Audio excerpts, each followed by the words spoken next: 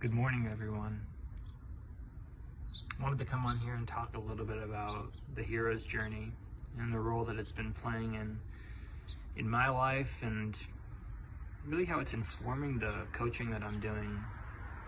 In May, I kicked off this new business where I lead people in a group setting on a journey. I call it Journey to You. And the whole thing lasts about a year. It's a year-long program, and it's a journey that I lead people on so that they can understand the maps that serve them best in this life. Right? Maps can be very helpful for us to orient towards our environment. For example, if you've ever been in a new city and you didn't have a map, you're kind of fucked. It's like, oh, what do? I don't have a map. I need a map. Well, there's also a map for more or less understanding our spiritual journey. Or if that doesn't resonate with you, then just your inner journey, right? Maybe even a map to understand your psychology, in the same way that we have a map to understand our physiology, our anatomy, for example. So a map can be very, very useful in terms of how you're orienting towards your environment and where you're going next. And so on the journey, I basically, one of the things that I like to say is I try to point people towards their own wisdom.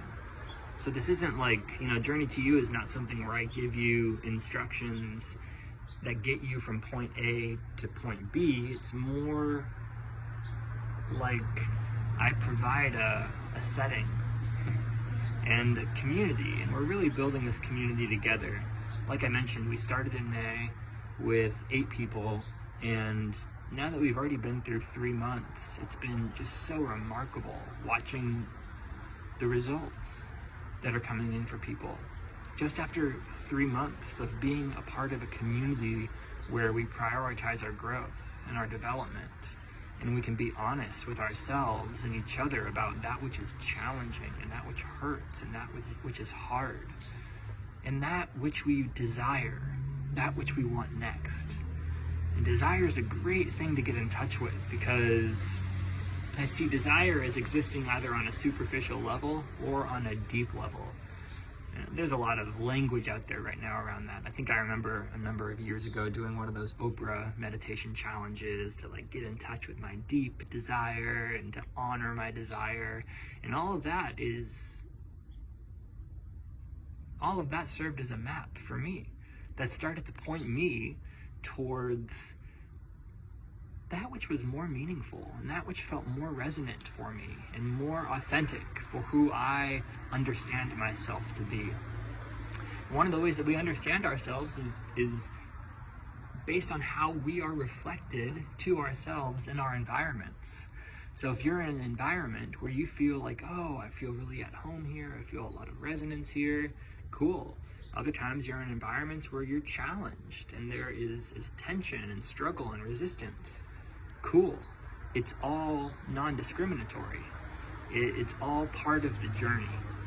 And so I just wanted to share a couple of quotes. One of the major quotes that I use in Journey to You is it's a Carl Jung quote. And it says that until we make the unconscious conscious, it will direct our lives, and we will call it fate. Right? So until you make the unconscious conscious, until you bring the light of consciousness to that which is unconscious, the unconscious parts will be directing your life, and we'll just chalk it up to fate. It's like, well, this must be fated. This must be the way things had to happen. Even the words like woe is me sort of come to mind, because it's like, oh, life, and the hero's journey template is really going to invite us to get into the seat, get into the driver's seat of our own lives, right? To be the hero of our own journey, wherever it is that you're going. And so I want to just wrap in one more quote here. It's by Lauren Z. Schneider. And she says that the deep unconscious contains a map. The deep unconscious contains a map of each person's authentic and heroic journey. We need only to find how to unfold and read the map. And that's kind of another interesting thing, is like, how do we read a map? You know, in some stories or movies, they find a map that they don't necessarily know how to read, and so you have to start to decipher it. And one of the ways in which we're going to know if the map is accurate or not is to look for points of reference out in the world. I mean, just put yourself in New York City. It's like, okay, I'm coming up here to Times Square. I think I'm going south because the numbers are getting lower. And okay, I look over here and it looks like that's 8th Avenue to my right. And so it helps you to orient. But the map is of no use unless you're looking to the space that you're around. And so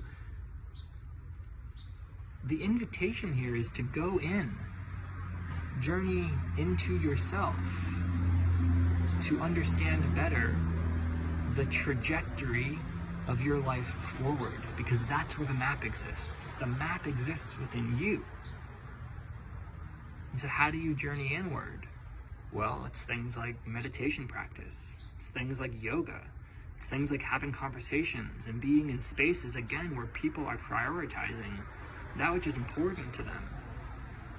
And so why am I sharing all of this? Is because I'm opening up enrollment for Journey to You with a start date of, I think, like first week of September. So all this month, all of August, I'll be on here talking about what's possible. And if any of this feels resonant for you, that you're at a place where you're looking to better understand the map of your experience, or you're stuck somewhere and you're trying to get from here to there, this might be something for you to think about. Again, less from the place of like, I'm going to give you the literal directions to get to the point B that you're seeking to get to. It's not that. And so if that's what you're looking for, you might want to look elsewhere. What Journey to You is all about is pointing you towards your own wisdom and teaching you to insource and to know that the answers, just like the light, they exist within you. And nothing can obscure that. It's all just a matter of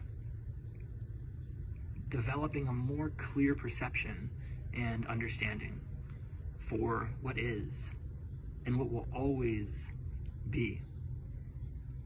So if you're interested, send me a DM. The first thing to do would be for us to just have a conversation.